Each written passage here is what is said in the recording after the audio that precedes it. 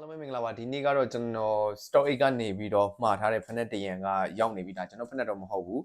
ကျွန်တော်စီကိုလန့်ပြီးတော့ order တင်ထားတဲ့ဖက်နက်တရံဖြစ်ပါတယ်ဆိုတော့အဲ့ဒီဖက်နက်လေးကိုကျွန်တော်ကဒီနေ့ review ရိုက်ပေးသွားမှာဖြစ်ပါတယ်တကယ်လို့ခင်ဗျားတို့စိတ်ထဲမှာ fashion လဲကြားရမယ်ပြီးတော့ကျွန်တော်တနေ့ကုန်စီးလို့6ရောက်ကိုပေါ်ပါပြီးတော့တက်တောင့်တက်တာဖြစ်စေနိုင်မဲ့ဖက်နက်တရံကိုခင်ဗျားတို့စဉ်းစားနေပါသလားအဲ့ဒါဆိုတော့ဒီ New Balance 930 sneaker တရံကတော့ခင်ဗျားတို့တို့ဝယ်ထားတဲ့ဖက်နက်တရံလို့ကျွန်တော်ကတော့မြင်ပါတယ်ဆိုတော့ဒီ New Balance brand ကတော့ကျွန်တော်တို့လူတိုင်းသိကြပါတယ်ဆိုတော့ဒီ New Balance brand ကိုကျွန်တော်တို့1906ခုနှစ်အမေရိကမှာကျွန်တော်တို့ဒီ Massachusetts Boston မြို့မှာစပြီးတော့တည်ထောင်ခဲ့တဲ့ brand တစ်ခုဖြစ်ပါတယ်ခင်ဗျကျွန်တော်ဒီ New Balance brand ရဲ့ strategy တွေကိုကျွန်တော်သဘောကျမိတယ်ဗျအဲ့ဒါဘာလဲဆိုတော့သူတို့တွေကကျွန်တော်တို့ဒီ daily routine အတွက်အဆင်ပြေအောင်သူတို့ထုတ်ထားတာဖြစ်တယ်ဆိုတော့ကျွန်တော်တို့တွေဒီယုံသွားတာပဲဖြစ်ဖြစ်ကျွန်တော်တို့ gym သွားတာပဲဖြစ်ဖြစ်ပြီးတော့ကျွန်တော်တို့အဲ့ဒါမှမဟုတ်ကျွန်တော်တို့ club သွားတာပဲဖြစ်ဖြစ်ဘယ်အချိန်မှာပဲဖြစ်ဖြစ်ဗျာကြီးလိုက်ရင်ကျွန်တော်တို့ဒီ fashion လေးပဲဖြစ်ဖို့အတွက်သူတို့ကဦးစားပေးပြီးထုတ်ထားတာကိုကျွန်တော်တို့တွေ့ရတယ်ခင်ဗျ။ Okay အခုကျွန်တော်ရိုက်ပေးမဲ့ဒီ New Balance 930 series ကတော့ကျွန်တော်လွန်ခဲ့တဲ့2နှစ်လောက်ကဖြစ်မဲ့ထင်တယ်။ဆိုတော့ကျွန်တော်မှားရင်လည်းမှားသွားနိုင်တယ်ပေါ့နော်။ဆိုတော့ကျွန်တော်ဒီ sneaker industry မှာတော်တော်လေး trend ဖြစ်လာခဲ့တဲ့ဖက်နက်ဖြစ်တယ်။ခုတည်းလည်းကျွန်တော်တို့ trend နေတော့မယ်။ကျွန်တော်တို့ယောက်ျားလေးတွေလည်းစီးကြရတယ်။ဒါပေမဲ့ကျွန်တော် main ကလေးတွေစီးတာများတယ်လို့တော့ကျွန်တော်မြင်မိတယ်ဗျ။ဆိုတော့ဒီ New Balance 930 series ကတော့ကျွန်တော်တို့ဒီ1902ခုနှစ်မှာစပြီးတော့ထုတ်ခဲ့တဲ့ series လေးလည်းဖြစ်တယ်ဆိုတော့သူကဒီ absorb cushioning foam ကိုတုံးထားတဲ့အတွက်ကျွန်တော်တနေ့ကုန်လုံးစီးတဲ့အချိန်မှာခြေပွားကိုနာကျင်ဒဏ်ရာတွေကျွန်တော်တို့ရှိနေမှာမဟုတ်ဘူးတတောင့်တတလည်းဖြစ်နေမှာဖြစ်တယ်ဆိုတော့လေဝင်လေထွက်ကလည်းကောင်းနေမယ်အဲ့ဒီအတွက်ကြောင့်မလို့ကျွန်တော်တို့6တော့ကတော့တော်တော်လေးတတောင့်တတဖြစ်မှာတေးကြတယ်ဗျသူ့ရဲ့ foam ကြောင့်မလို့သူကရီတောင်ရီညွှန်းထားသေးတယ်ဘယ်လိုရီညွှန်းထားလဲဆိုတော့သူက superior comfort ဆိုပြီးတော့သူကရီညွှန်းထားတယ်တက်တောင့်တက်တာဖြစ်လာတဲ့တောင်မှပို့ပြီးတော့တက်တောင့်တက်တာဖြစ်အောင်မယ်လို့တောင်မှသူတို့ကညှိုးထားတယ်ဗျာဆိုတော့ဘယ်လိုလာမလဲဆိုတော့ကျွန်တော်လည်းတူဖွင့်ဖောက်ပြီးတော့ကြည့်လိုက်ကြစို့ marketing ကျွန်တော်ရဲ့ video ထဲမှာပဲကျွန်တော်ရဲ့ business လေးနဲ့ကျွန်တော်ကြော်ညာခြင်းပါတယ်ဆိုတော့ကျွန်တော်ကတော့ Studio 44ဆိုတဲ့နာမည်လေးနဲ့မန္တလေးမြို့မှာကျွန်တော်အကတင်နဲ့ဖွင့်ထားပါတယ်လိပ်စာကတော့54လမ်း30ပီတောက်မှာရှိပါတယ်ဆိုတော့ကျွန်တော်တင်တဲ့မှာဘယ်လိုအကမျိုးစားတွေတင်ပေးနေလဲဆိုတော့ကျွန်တော်ပြပြပေးပါမယ်မြန်လေးပြပြပေးမယ်ဆိုတော့အသက်4နှစ်ကနေစပြီးတော့ကျွန်တော်တို့ kick leg ဆိုပြီးတော့ကလေးတွေကိုတင်ပေးတဲ့အတန်းရှိမယ်ပြီးရင်အကကိုစိတ်ဝင်စားတဲ့သူတွေအတွက်အကရဲ့အခြေခံကနေတင်ပေးနေတဲ့ foundation class ရှိမယ်ကျွန်တော်တို့ဒီအသက်နည်းနည်းအသက်ကြီးပိုင်းတွေအတွက်ကျွန်တော်တို့ဒီ weight နဲ့ပတ်သက်ပြီးကစားခြင်းနဲ့ weight loss ဖြစ်ခြင်းနဲ့ဆိုရင်တော့ weight loss class မှာကျွန်တော်တို့အသက်ကြီးပိုင်းတွေတက်လို့ရတဲ့အတန်းတွေရှိမယ်ပြီးရင်ကျွန်တော်တို့တသားမီးတွေ keyboard ကခြင်းနဲ့ဘာညာကခြင်းနဲ့ hip hop ကခြင်းနဲ့ဆိုတော့ကျွန်တော်တင်မှာလာပြီးတော့ join လို့ရပါတယ်ဆိုတော့ဒါကျွန်တော် video ထဲမှာပဲကျွန်တော်ကိုယ်တိုင်ကြော်ညာကတက်တောင့်တက်တာနဲ့ကျွန်တော်ကြော်ညာပေးနေရပဲဖြစ်ပါတယ်ဆိုတော့ marketing သူရဲ့ weight ကတော့တော်တော်လေးပေါ့တယ်တော်တော်ကိုပေါ့တယ်ဗျကင်ကြည့်ရတယ်ကိုတော်တော်သိတာနေပါတယ်လို့ကိုမထင်ရအောင်သူရင်ညွှန်းထားတဲ့အတိုင်းပဲပေါ့နော်ဆိုတော့စာပြီးဖောက်ပါပြီညီမလိုပဲဖောက်တာနော်တာဒါokay အော်ဆိုလေးအိတ်လေးနေပါဘူးသူကဒီလိုလုပ်ပေးထားတာနော်လေးအိတ်လေးနဲ့လေးအိတ်လေးထည့်ပေးထားတယ်ဆိုတော့ဒီပုံစံလေးနဲ့လာမှာဖြစ်ပါတယ်ဆိုတော့ဒါဒီဘူးကတော့အောက်ဒိုးလိုက်တော့ဒီပုံစံလေးနဲ့လာတာဖြစ်ပါတယ်တော်တော်လေးမိုက်ပါတယ်ခဲအောင်လေးပါဘူးကတော့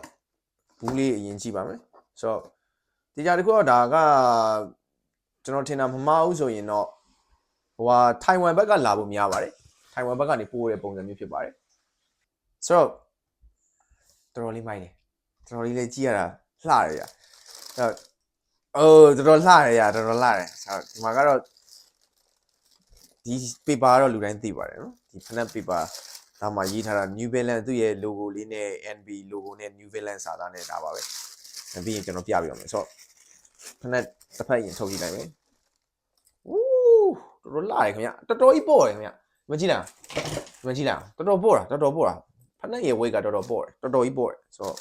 တော်တော်လှပါတယ်နှစ်ဖက်စလုံးကျွန်တော်ထုတ်ပြပါမယ်တော်တော်လှတယ်ခင်ဗျနောက်ဒီခုနကကျွန်တော်ပြောတယ်စက်ကူကဒီတိုင်းပေါ့လေโอเคဒါတော့သွားလိုက်တော့အဲ့လိုကြီးရင်းကြီးဒီတိုင်းပဲကျွန်တော်ထုတ်ပြတာဖောက်ပြတာဒါလူတိုင်းသိတယ်အဲ့ဒီမှာ New Balance ဘာညာကက်ကလေးနဲ့လာတယ်ဆိုတော့ဒါသိကြပါတယ်ဒါသူတို့ကျွန်တော်တို့စီကိုပို့တာUSA ကတော့မဟုတ်ဘူးသိကြတယ် Store 8ကဆိုပေမဲ့သူတို့ ဒီ warehouse တွေတော်တော်များများကျွန်တော်တို့ဒီဈေးစကားတက်တာတဲ့နိုင်ငံတွေမှာထားဖို့ကများပါတယ်အဲ့တော့အဲ့ဒီကလာတာပါသိကြပါတယ်ဒါပေမဲ့အစ်စ်ပါဆိုတော့ကျွန်တော်ပြန်စစ်ပါမယ်ဆိုတော့တော်တော်လေးလှတယ်ခင်ဗျာသူ့ရဲ့ look လေးက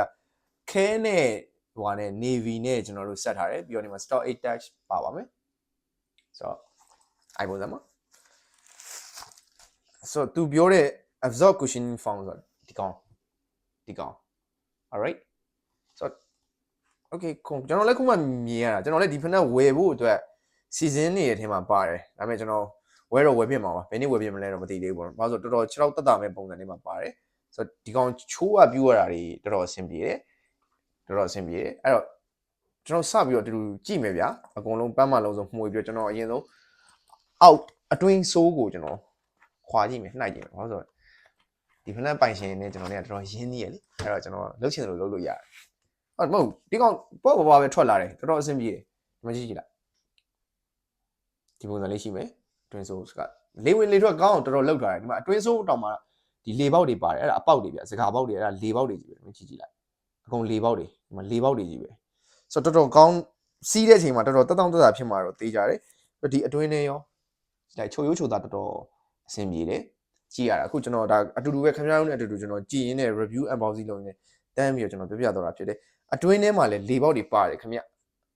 ဆိုတော့အတွင်းထဲမှာလေပေါက်ဆိုအဲ့အတွင်းထဲမှာလေခိုးလို့ရအောင်လေဝင်လေထွက်ကောင်းအောင်လုပ်ထားတယ်လေခိုးတာတော့မဟုတ်ဘူးနော်အော်ဒီကောင်ကဟုတ်တယ်ခင်ဗျလေဝင်လေထွက်ကောင်းအောင်သူတို့ပြောထားတဲ့အတိုင်းမှန်တယ်ခင်ဗျဒီကောင်ကဟိုဟာတွေဗျအပေါက်တွေလေအကုန်ဝင်အောင်လုပ်ထားတာဖက်နဲ့ကအဲ့ဒါကြောင့်တနေကုန်စီးတဲ့အချိန်မှာကျွန်တော်တက်တောင့်တက်တာဖြစ်မယ်သူတို့ကအဲ့လိုညီညွတ်ထားတာအိုးဒီကောင်တော့တကယ်ညီညွတ်ထားတဲ့အတိုင်းပါပဲသူတို့လုပ်ပေးထားတာဒီမှာကျွန်တော်တို့ဒီရှာကိုကြည့်အောင် New Zealand Rennie ဒီ10ကဆိုတော့တော်တော်လေးလှပါတယ်ကျိုးကလည်းကျွန်တော်တို့ဒီဖော့ကျိုးပေါ့ဖော့ပုံစံမျိုးကျိုးကဖောင်းလေးပဲအဲ့ဒီပုံစံရှိပါတယ်အဲ့တော့ကျွန်တော်ဒါလေးကျွန်တော်ပြန်ထည့်လိုက်မယ်ခင်ဗျဖက်နဲ့ပိုင်ရှင်ကြည့်နေသူရင်းနေနားနေလ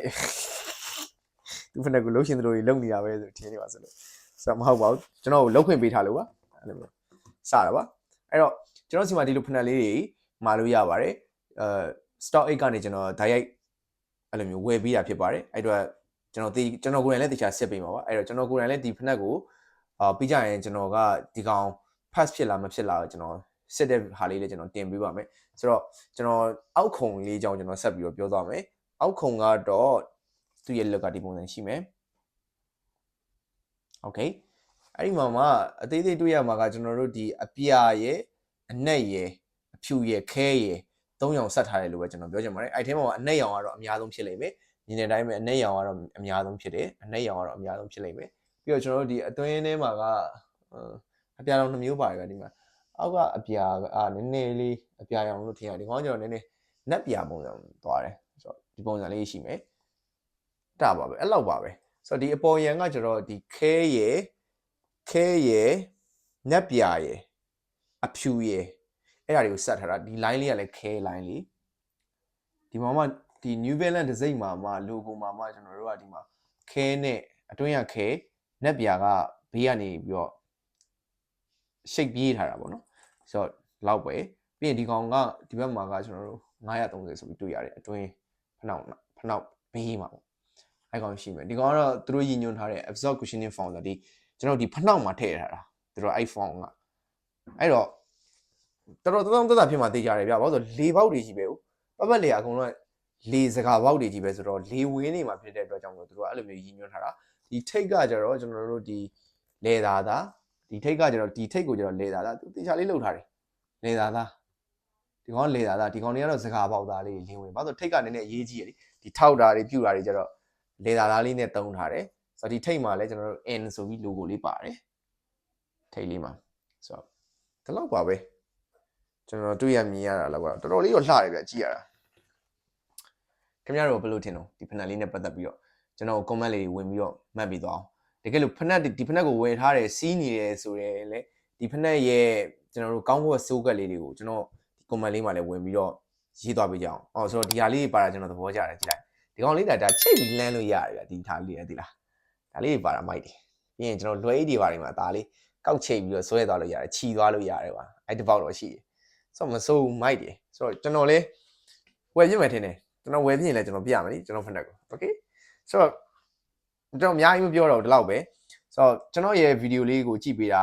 အားလုံးကျေးဇူးအများကြီးတင်ပါတယ်ကျွန်တော်ရဲ့ဒီ YouTube channel လေးကိုလည်း subscribe လုပ်ထားပေးပါ notification bell လေးကိုလည်း click ပုံလုပ်ထားပေးပါကျွန်တော်ရဲ့ Facebook follower တွေအကုန်လုံးကိုလည်း